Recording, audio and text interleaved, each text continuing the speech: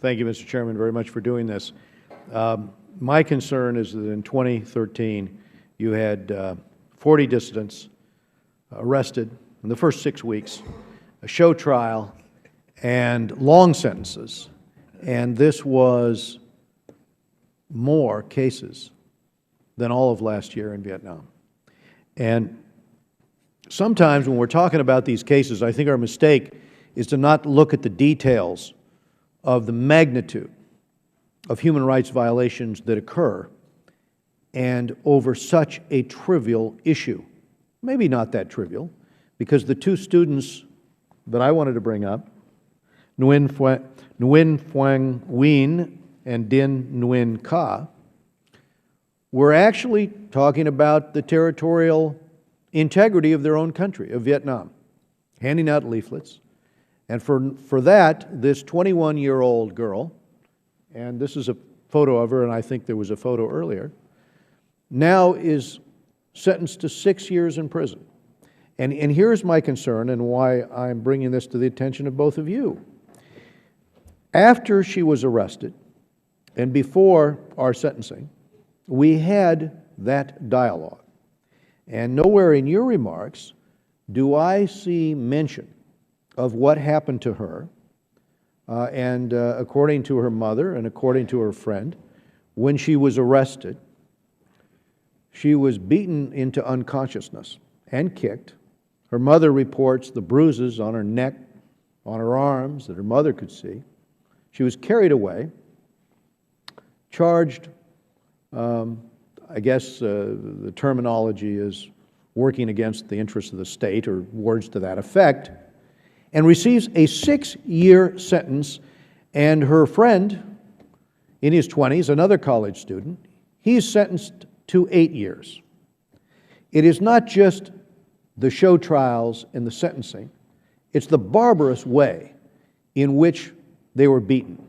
And my concern is when we have these dialogues, when we had that dialogue in April before her sentencing, how much, Doctor, did you speak up about this case? And what did you say the United States was prepared to do to prevent these disparate sentencings and these types of beatings while in custody? Thank you, Congressman. I'm glad you've focused on the case of Nguyen Phuong Uyên. When she was first arrested, I actually went to New York and met with the ambassador of Vietnam to the United Nations there and raised my concerns about that case and her case. What did he say? I'd love to hear his He noted my concerns and said that he would take them back to Hanoi. And I raised them again in the course of the human rights dialogue. The fact that she wasn't mentioned in my opening testimony is only testament to the number of names that I could have listed in my opening testimony. I understand, Dr. Baer, but at some point, our actions have to match our words. We are at that point with Vietnam, seriously. You can't have 40 cases like this in 6 weeks and not have the United States take decisive action.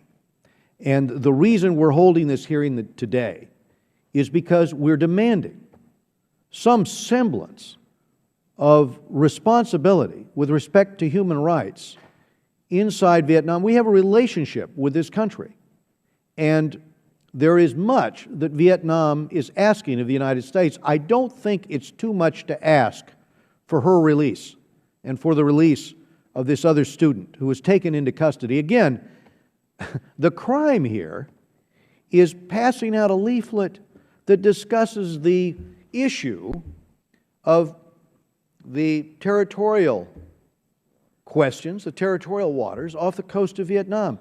How in the world can that constitute or justify the type of beating she went through and the type of prison sentence that she and her friend have been given?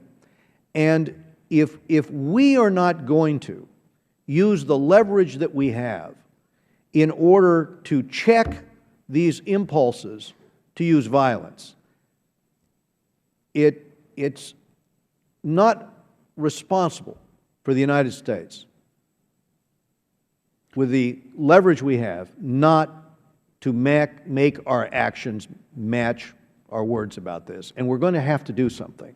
And my suggestion is contact again the ambassador and tell him about the concerns, not just from us, but from the NGO community worldwide.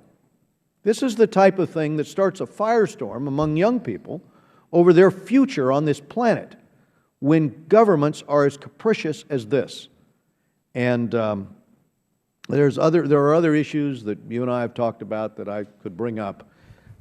But at this point in time, please let's at least set an example here that the dialogue we're having can bear some results, that we mean it when we say we want to work together for human rights and for the future. And this would be such an important place for the government in Vietnam to start with respect to these two students. And if I could just have a quick response. You have my commitment that I will continue to raise this case and that I will press them to release her and her friend on the charges that they've been sentenced on. Dr. Bear, thank you, and I appreciate Thank you, Mr. Chairman.